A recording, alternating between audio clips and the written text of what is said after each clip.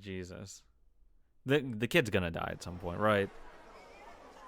Like, he doesn't even have, like, a baby sprite right now that they were showing. He's gonna die. They're gonna just fucking kill the baby. Oh, babe. No. Speaking. She's so sad. Alan! Hey there. Yuki. Are you not feeling well? Oh, young lord. You look sad and in such a waste with a beautiful face like yours. Please forgive me. I was, just thinking.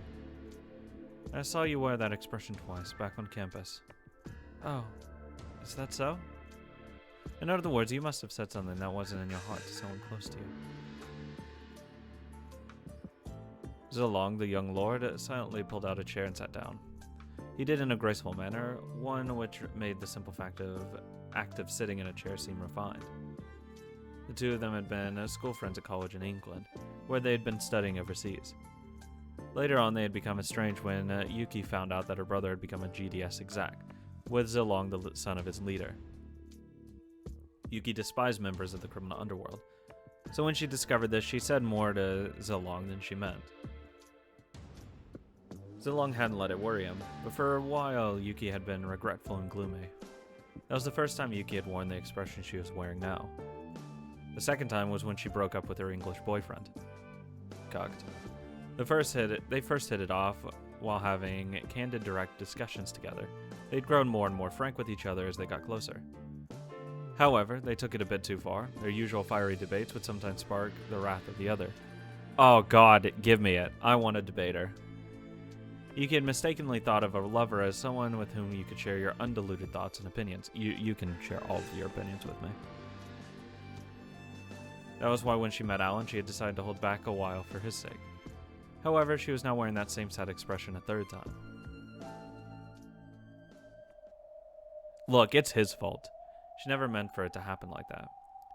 She should have known that it was the ultimate taboo to try and form a common understanding between members of a victor and defeated nations, less than 5 years after the war. Young lord, you're wise, so I'm sure you could think of a good way to handle this. You're asking me for advice. What could it be? But if you're still in love, I'm sure it's something that will resolve itself with time. Zilong answered before even being asked. He must have realized that even forcing her to ask would embarrass her. Thank you very much, but that's not my question. Sorry, I made a mistake. What is your problem? How would it be possible for the Chinese and Japanese to get along? That happens to be the same problem that's troubling me now. Zilong smiled faintly, slowly rose to his feet and gazed out the window. The City 23 Distribution Association that Primavera is planning. To have that advance in a manner favorable to us, it is essential that we form a deeper bonds of friendship with the Japanese than the Americans have. In this situation, I believe you would do best using letters of the 36 stratagems. Point at the mulberry tree while cursing the locust tree. And what's that mean? Simply put, you criticize a third party while explaining why the one you're speaking to is better than this outside group. In the way you play to their pride while also making them rediscover their own faults. In my case, I might criticize American discrimination against Asians while pointing out how much better the Japanese are in that regard, strengthening our relationships. In your case, no, I'm sure neither I nor he would feel good to hear about you abusing someone who isn't there. Yeah, I don't think I'd be comfortable with that sort of thing myself. Then perhaps you could use another one of the stratums. Feign madness, but keep your balance. What's that mean? What's that mean? It means managing your opponent to trying to appear foolish and unconcerned. In the first place, are China and Japan relations such a vital point of your relationship with them? Couldn't you just continue a relationship as two human beings, without bringing up the problems of thinking about your respective nationalities? Yes. I'm not talking about fooling each other or pretending the issue doesn't exist. Isn't there some way for us to truly understand each other? Not even a decade has passed since we and the Japanese took part in the most gruesome war in human history. There must be plenty of people on both sides who can't forgive the other, and I think that's perfectly natural. Even if he doesn't accept you, that isn't his fault. It just means we met each other too soon. It might take 10, 20 years, or maybe 100 or 1,000. Or maybe, like, if you develop a relationship of just you guys together, which you already have, like, that's literally happened already, you could just continue it that way. Just go back to that. Ignore it. Neither of them was at fault, nor was anything else. They were just living in the wrong era. I mean, you could tell him that as well. Like, Alan's the type that's like, he'll just think with this fucking dick and be like, damn, if it was just 10 years later, we'd be fucking? Damn, why don't I just fuck her now? Easy peasy. Yeah, neither of you is to blame. It's because you're in an unfortunate era. Yuki hung her head and moaned softly, but she violently shook it off.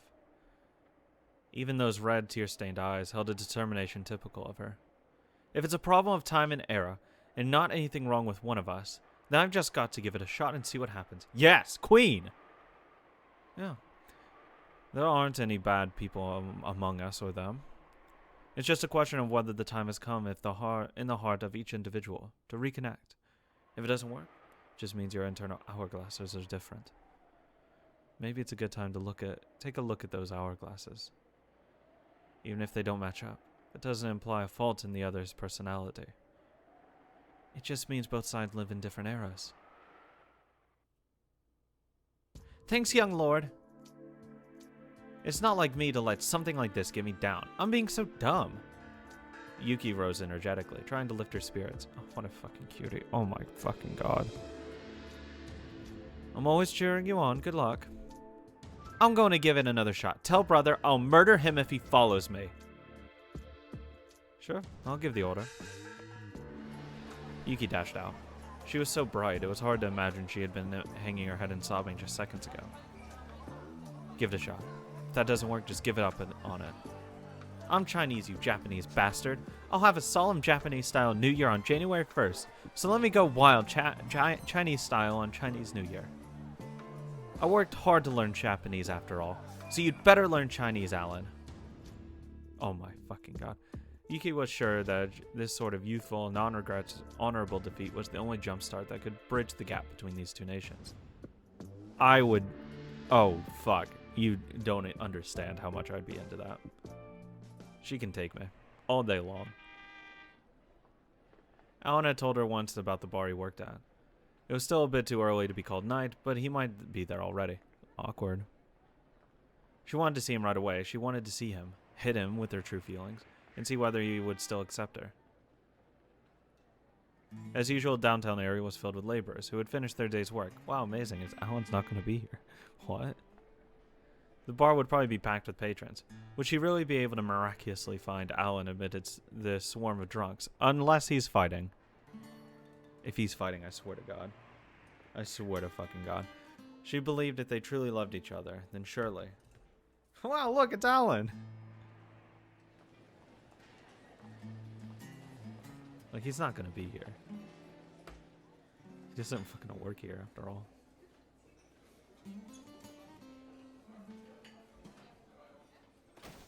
What? What? Yuki? Fuck already. Alan, this is a first. I've never come to see you before. Alan stood up with a vague smile. Fuck. He had never worn such a strange expression in front of her before. There's something I really want to talk to you about. Yuki, I'm so sorry. We just had an urgent job come up. Alan. Liar. Just a few seconds ago, you were chatting there with your friend, weren't you? Alan! He started looking uncertain and making for the door as soon as I showed up. Wait, please at least listen to what I have to say. I'm so sorry. I'll call you once this job's done. Wait! I'm sorry, I really am. I love you, Yuki. See you later. It was such a rare declaration of love for him. Looking apologetic, he literally ran away from her into the crowd. Oh, no. It really is work, right? I'll believe you, so just this once. If you're lying, I'll despise you for the rest of my life. Will it be impossible for us to understand each other after all? I swear to fucking God. Why? It's impossible for the Japanese and Chinese ever to understand each other. Is that really true? War is so cruel. Even when it's over, it never ends.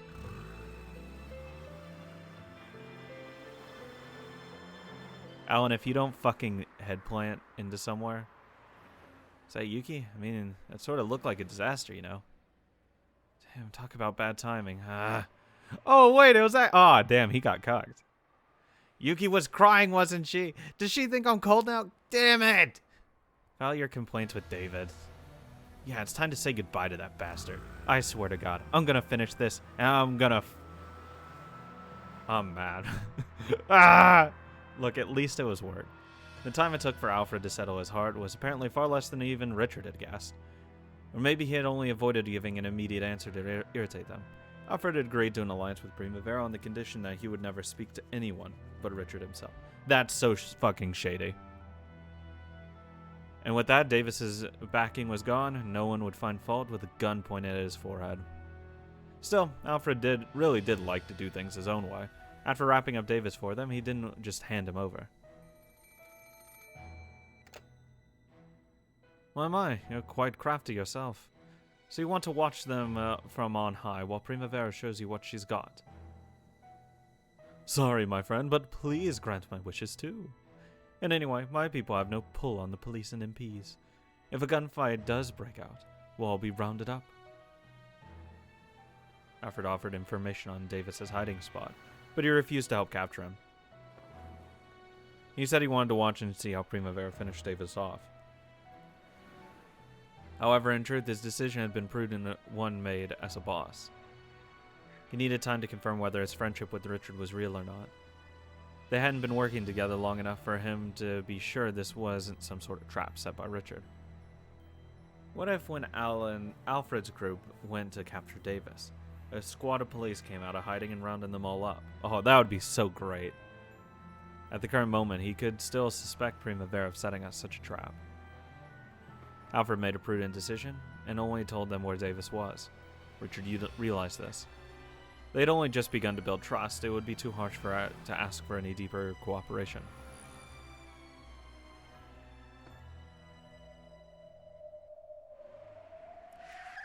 Should we get out around here? Sure. I was just thinking I wanted to feel the wind on my face. The car stopped on the shoulder of a road in a desolate group of storehouses. There was no one in sight, almost like a ghost town. When they opened the car doors, a strong sea breeze blew in. There was a harbor district near the ocean. They picked up the bag and guitar case loaded with the tools of their trade and slowly got out of the car. I like it. It's totally desolate, just perfect for our line of work. That's interesting. Why did the villains always gather in places like this when their time is near? So it's like an elephant's graveyard, huh? Villains know they can't die anywhere decent. Imagine dying in a rusty ghost town like this. Poor guy. He just fell into the water. The harbor districts were usually known for some of the busiest places even within City 23, packed with laborers and jobs. However, not all harbor districts were like that. This region, which had been haphazardly built in the very first stages of reconstruction, had now been abandoned. Once fully functional, new harbor resources had been constructed. In forgotten divisions like this, no one entered or left, and all that remained was a small bunch of ruins, filled with rusty, dusty scrap from broken machines. It must have been a fitting hotel for a villain who wanted to lie low.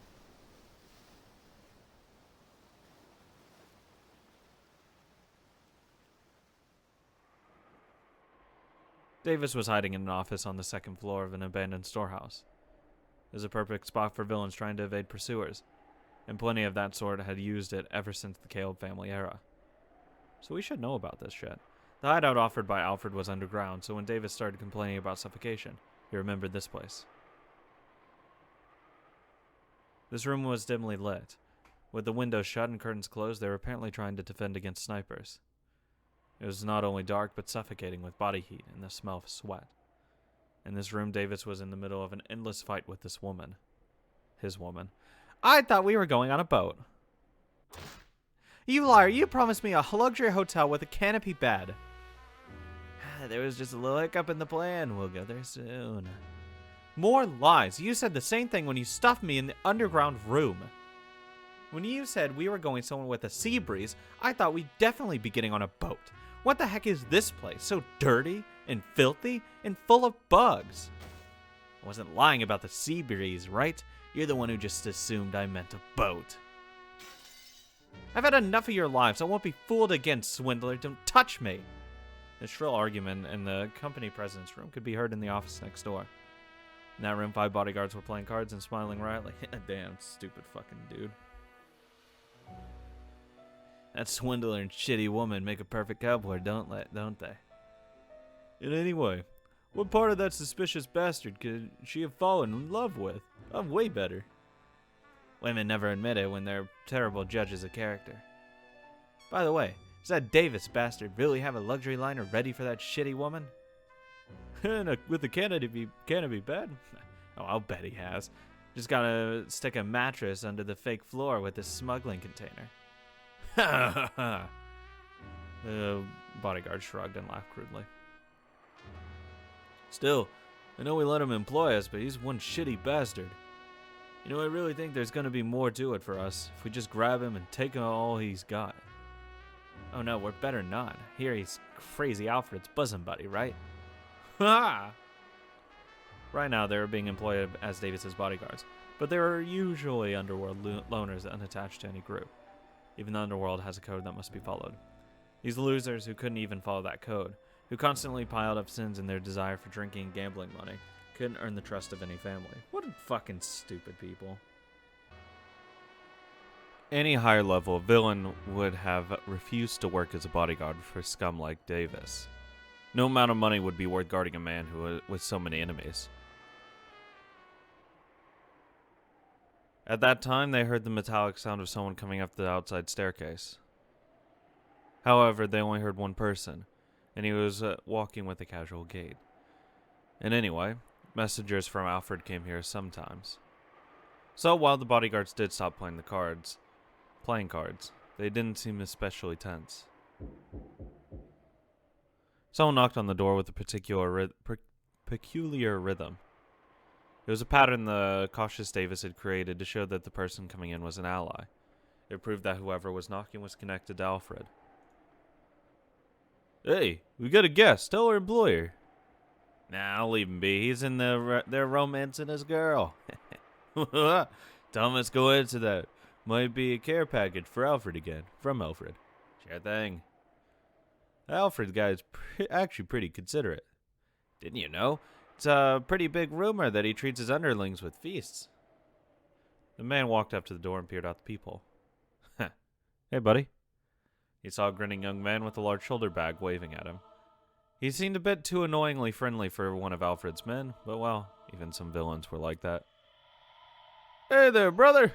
What can I do for you today? Care package from our boss. He says to tell Davis hi. I see, I'm opening up. Normally, the bodyguards would have been a bit more cautious. However, he'd used the knocking signal that Alan's friendly smile had basically set the mood. So the man opened the door, amiably. Hey there, brother. Damn, it's hot in here. Yeah, that's what happens when you pack this many people in a hole like this. Cool air outside feels great, though. Shouldn't you get a little more ventilation? I mean, how many guys you got packed in here? 5, well, 7 if you count our employer and his woman. He just loves to work up a good sweat. You can't get enough of it this stench. His woman said not to open the window because the sea breeze will damage her hair.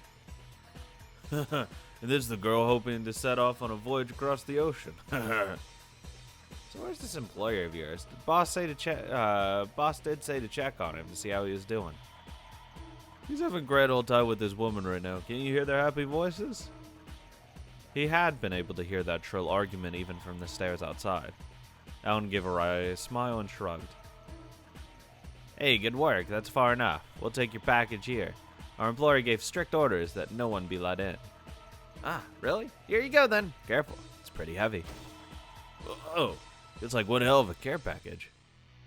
Hey, there's bread and snack stuff. Pretty nice of you guys. The bodyguard set aside their card game, gathered around the bag, which had been set on the floor. You guys are so fucking dead. Is this water? Oh, there's a lifesaver from my parched throat in this heat. Your boss is as gracious as the rumors say. Well, very well. Still, you're an annoyingly friendly guy, aren't you? I bet you only just started living the life of a villain. People like you rarely last 3 months. Either that or they turn into crazy big-time villains. Oh. I guess that makes me the latter. What? They all just fucking die. Okay, I hit that one. Fuck. I'm gonna get the Yuffie one. No, I feel like firing a gun here is probably not the best idea. I mean, what the fuck is Davis gonna do, right? Fuck him.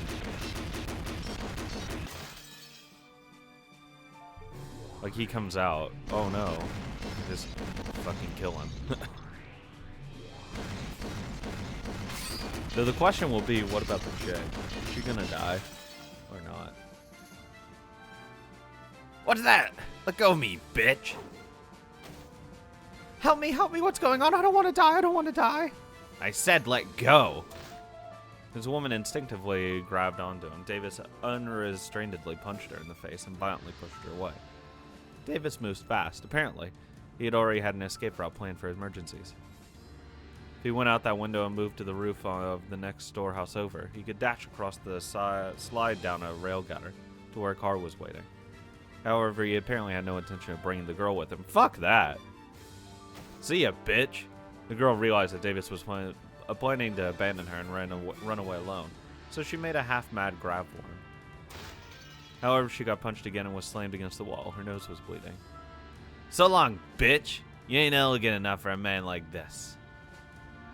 Don't leave me here on my own! Davis! The bullet didn't hit her. However, she realized that Davis hadn't been aiming to miss. He's just fucking stupid. Ignoring the woman who had fallen down onto her butt, Davis opened the curtains and window.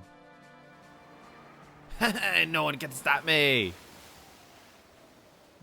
Blast him.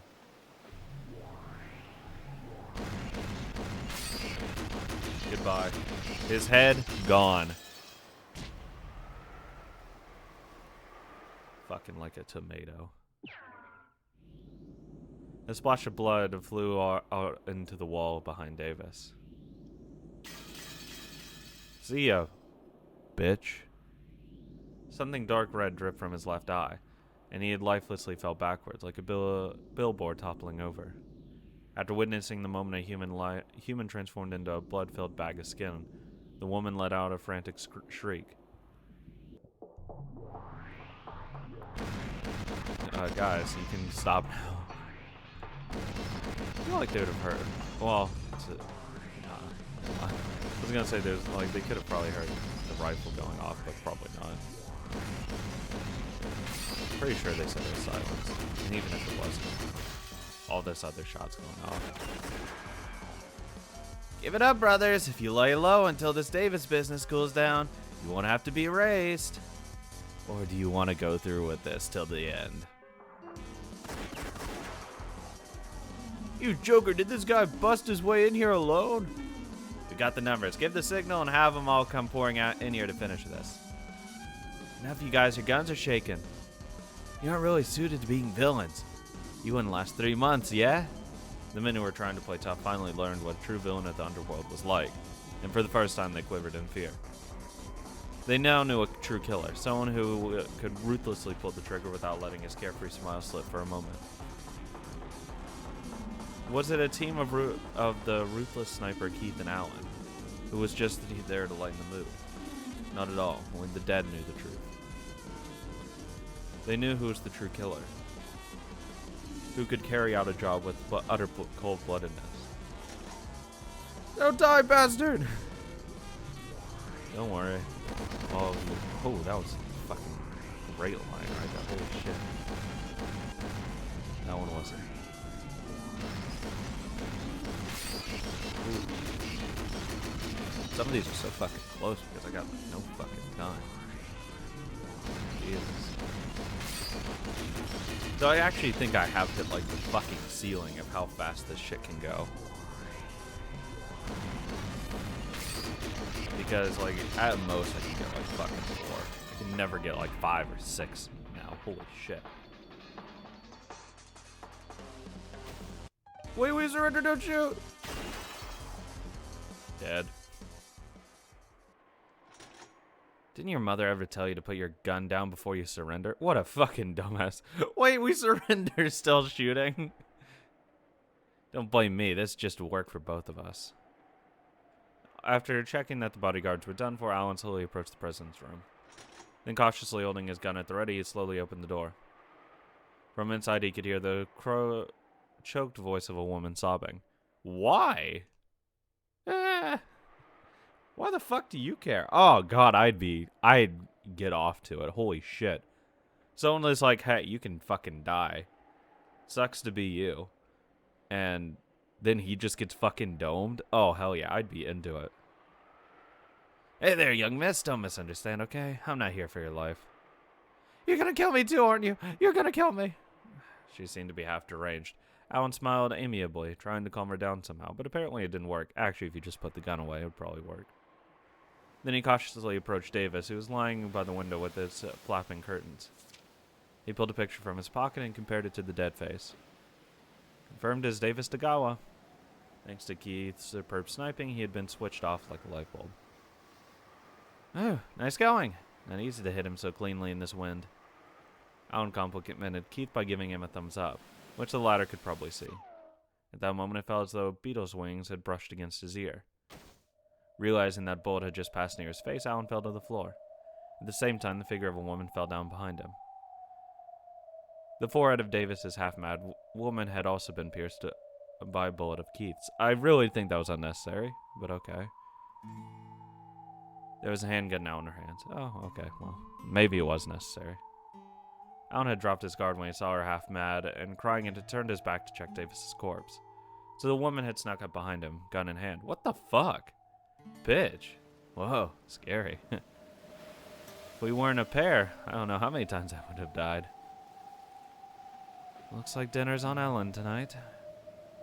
Sure thing, I'll treat you to something great. Neither could hear the other, but they both knew what the other was saying. Ellen and Keith had finally succeeded in eliminating Davis. Fucking Yuki, okay? My dick already has a reservation for tomorrow. I'm flying. With Davis gone, everything else could proceed as Primavera had arranged. Later, Richard and Butler's subordinates would make contact with the Association opposition faction. They told them that Davis was a swindler who had taken their money and run away. When they mentioned that Davis was wanted in several other cities, that faction turned their back on him immediately.